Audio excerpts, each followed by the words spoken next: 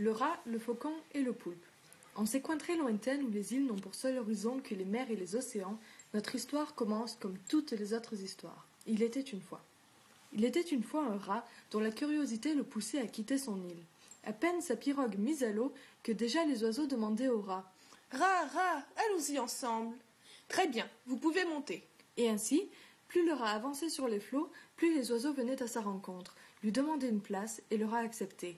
Mais il accepta tellement d'oiseaux que la pirogue devint trop petite. D'autres oiseaux s'en vinrent. « Rat, allons-y ensemble. » Mais le rat leur répondit. « Ma pirogue est trop petite. » Les oiseaux, vexés, se mirent à chanter une mélodie sacrée.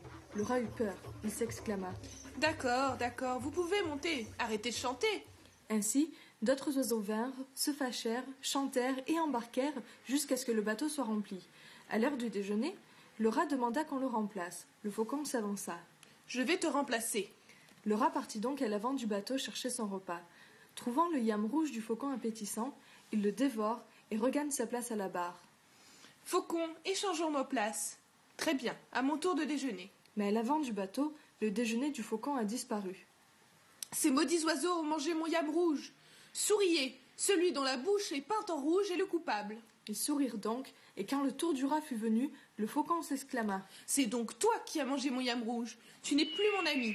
Ton bateau sera détruit. » Sur ces mots, le faucon déchire la pirogue de ses serres acérées. Les oiseaux s'envolent, et le rat se met à nager. Il nage jusqu'à voir le dauphin. « Dauphin, aie pitié de moi, aide-moi. Mais où sont tes amis ?» Et le dauphin s'en va.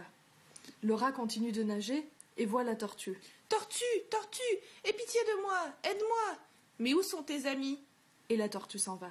Alors le rat nage encore, et voit le poulpe. « Poulpe, aie pitié de moi, aide-moi. »« Très bien, » répond le poulpe. « Viens t'asseoir sur mes épaules. » Alors le poulpe ramène le rat vers le rivage. Au fil des vagues, la tête chauve du poulpe change de couleur, parfois blanche, parfois noire. Lorsque le rat s'en aperçoit, il éclate de rire. « Pourquoi ris-tu » demande le poulpe. « Je ris des petites feuilles qui flottent. » Puis il rit encore. « Pourquoi rigoles-tu » ? « J'aime être balancé par les vagues. » répond le rat. Quand ils atteignirent enfin le rivage, le rat descend et demande au poulpe. « Poulpe, veux-tu savoir ce qui me faisait rire ? Ta tête chauve, je la regardais changer de couleur. En fait, je me moquais de toi. » Le poulpe devint fou de rage et poursuivit le rat, qui s'enfuit. Il s'empara alors d'une branche qu'il lança sur le rat. Elle l'atteignit dans le derrière, mais le rat continua sa course et disparut dans la forêt. De nos jours, vous pouvez voir les descendants du rat et leur queue rugueuse et peu souple. Eh bien maintenant, vous savez pourquoi.